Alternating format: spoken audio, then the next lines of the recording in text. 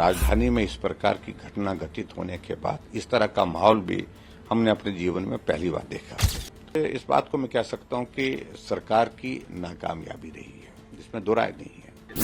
नाराजगी थी और उस नाराजगी को जिस तरह से दबाने की कोशिश की सरकार ने, उसका परिणाम ये था।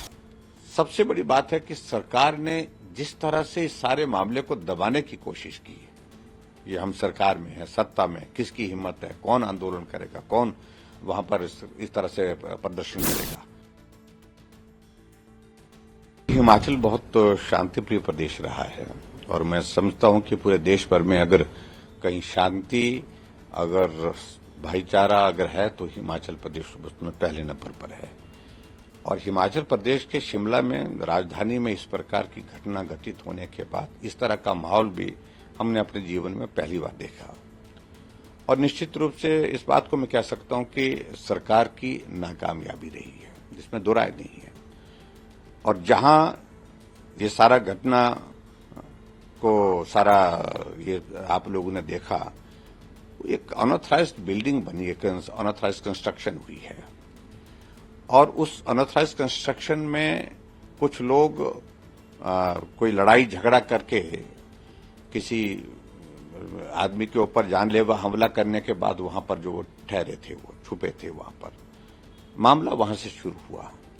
फिर स्थानीय लोगों ने बाहर निकल करके सारे मामले को उठाया कि यहाँ ये स्ट्रक्चर जब बना है, यहाँ 10-15 लोग के लिए जगह थी, आज 300 लोग वहां पर उस बिल्डिंग में रहते हैं, आते हैं, जाते हैं। और पड़ोस में जो रहने वाले लोग हैं वो भी बहुत परेशान कुछ बातों से थे कि उनके व्यवहार के प्रति जो चिंता का विषय है, जिसको लेकर के हमको थोड़ा दुख भी है। एक तो अनऑथराइज्ड है, लेकिन उसके बावजूद व्यवहार भी ठीक नहीं, ये भी बातें वहां पर लोगों ने बताई। और फिर उसके बाद सबसे बड़ी बात है कि सरकार ने जिस तरह से इस सारे मामले को दबाने की कोशिश की, ये हम सरकार में है, सत्ता में, किसकी हिम्मत है, कौन आंदोलन करेगा, कौन वहां पर इस तरह से प्रदर्शन करेगा, अगर कोई करेगा तो उसके खिलाफ कड़ी कार्रवाई करेंगे। तो इससे भी समाज में एक बहुत बड़ा एक नाराजगी का माहौल बना और प्रदर्शन हुआ और प्रदर्शन बहुत फिर उग्र भी हुआ, इसमें भी दो राय नहीं। देखिए, आप उसमें ना कोई पार्टी का नेता, ना कोई पार्टी का बैनर, ना कोई इस प्रकार से कोई संगठन, सब समाज के लोग उठ करके निकल आए। नाराजगी थी और उस नाराजगी को जिस तरह से दबाने की कोशिश की सरकार ने, उसका परिणाम ये रहा। लाठीचार्ज हुआ, वाटर कैनन वहां पर चले, वहां पर बहुत ज्यादा लोग घायल भी हुए। मैं घायलों को मिल करके भी आया, तो मैं समझता हूं बहुत अनफॉर्चुनेट सारा इंसिडेंट है।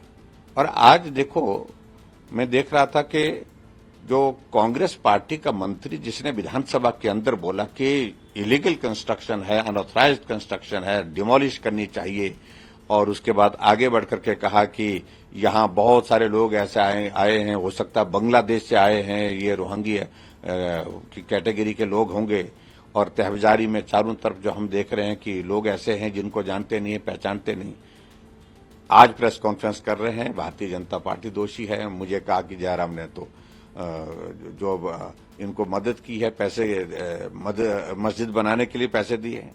मैं हैरान हूं, मैं सिरे से खारिज करता हूं तमाम आरोपों को, क्योंकि वो मंत्री जो है अपनी कुर्सी बचाने के लिए, अपनी जान बचाने के लिए कोशिश कर रहा है, क्योंकि ऊपर से आदेश हो गया है उसको हटाने का।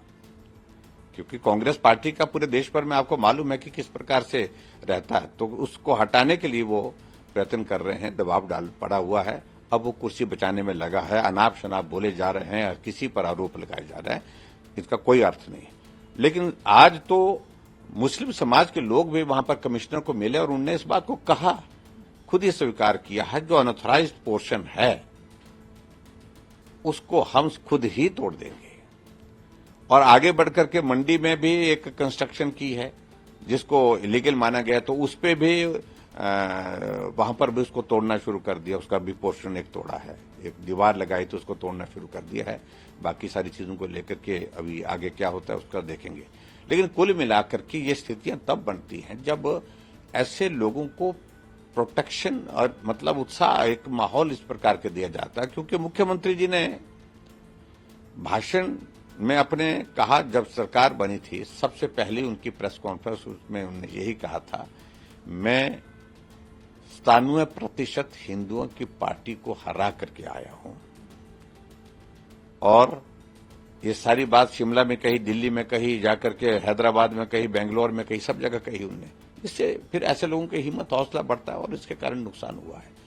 लेकिन कुल मिलाकर के हमने अपील की है सभी समाज सेवक की कि कानून को अपने हाथ में ना ले और इस सारे मामले को लेकर के सरकार कार्रवाई करने की बात कह रही है, तो निश्चित रूप से हम उम्मीद करते कार्रवाई करेंगे। कल मैं देख रहा हूं कि मुख्यमंत्री ने अब सर्वदलीय बैठक बुलाई है। मैं तो कहीं बाहर जा रहा हूं, लेकिन सर्वदलीय बैठक बुला करके एक माहौल खड़ा करने की कोशिश की कि नहीं, मैं उस तरह से नहीं कर रहा हूं। लेकिन जो हालात बन गए हैं, और मैं सिर्फ इतना ही कहना चाह रहा हूं कि हिमाचल प्रदेश में जो भारतीय जनता पार्टी की सरकार थी, तो हमने जो ये स्ट्रीट बैंडर्स होते हैं उसमें हमने एक पॉलिसी बनाई थी, और उसमें बनाने की वजह भी यही थी कि बहुत बड़ी तादाद में बहुत सारे लोग ऐसे दिख रहे थे हिमाचल प्रदेश में जो हिमाचल के रहने वाले नहीं है। हमने कहा इनका वेरिफिकेशन होना जरूरी है, इनका आइडेंटिफिकेशन होना जरूरी है, और इसलिए होना जरूरी है, हमें कोई आपत्ति नहीं, देश का नागरिक कहीं भी आ सकता है, कहीं भी काम कर सकता है, लेकिन हमें मालूम तो रहना चाहिए कि लोग कौन हैं, कहां से आए हैं, कहां रहते हैं, क्या इनका पृष्ठभूमि है, ये सब जानना जरूरी है। वो कांग्रेस ने बंद कर दिया था। अब कह रहे हैं कि अब हम शुरू करेंगे, फिर से शुरू करेंगे। मेरे कहने का मतलब यही है कि इस सारे विषय को लेकर के अनावश्यक रूप से कांग्रेस ने हालात ऐसे पैदा कर दिए हिमाचल प्रदेश में जिसकी आवश्यकता नहीं थी।